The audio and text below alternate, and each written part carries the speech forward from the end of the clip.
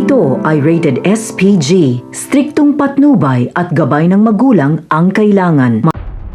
Isang mapagpalang araw, mga kapamilya. Buong akala nga ng mga kaibigan ni Tanggol na iniwan na siya nito. Ngunit bigla nga siyang bumalik upang iligtas ang kanyang mga kaibigan.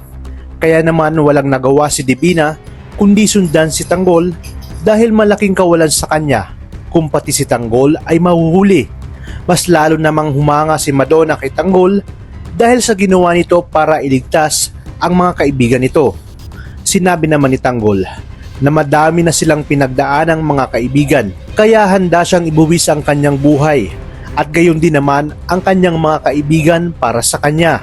Sa kabilang banda, malalagay sa alanganin ang mag-inang Marites at Tinding. Matapos kasing patayin si Noy at pagtangkaan ang buhay ni Roda, ay hindi na nagpalipas pa ng araw para puntahan ni Lena si Marites.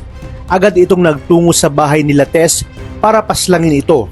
Sa pag-uwi ng bahay ng mag-ina, ay agad na nagsaralo sila ng kanilang pintuan dahil alam nila na si Lena ang pumatay kay Noy at nagdangkas sa buhay ni Roda. At alam nilang si Marites na ang isusunod ni Lena, kaya naman maya-maya nga ay may kumatok na sa pintuan ng kanilang bahay. At dahil ayaw pagbuksan si Lena ng mag-ina, ay pinilit itong pwersahin ang pinto para mabuksan at makapasok. Nagulat ang mag-ina nang makapasok si Lena. Halatang halata na wala na ito sa sariling katinuan. Agad na sinugod ni Lena si Marites para patayin. Buti na lamang matapang itong si Tinding upang protektahan si Marites. Kahit anong makita ni Tinding ay kanyang inihahagis kay Lena para hindi ito makalapit kay Marites. Pero lahat ng ito ay walang nagawa at nakalapit pa rin ito kay Marites. At nang nahablot nito ang buhok ni Marites, nagpangbuno ang dalawa hanggang bumagsak sa sahig si Marites. Sabay bunot ni Lena ng kanyang matulis na kutsilyo at nang akmang sasaksakin na si Marites, ay biglang iniharang ni Tinding ang kanyang sarili sa pagitan ni Lena at Marites. Kaya ang ending, si Tinding ang nasaksak ni Lena. At matapos bumagsak ni Tinding, ay binilikan niya si Marites para patayin at saka dito dumating si Rigor at Mando.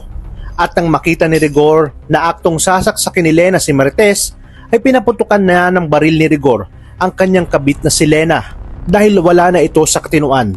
Tuluyan nang natapos ang buhay ni Lena dito. Labis naman ang pagsisisi ni Rigor sa mga nangyari.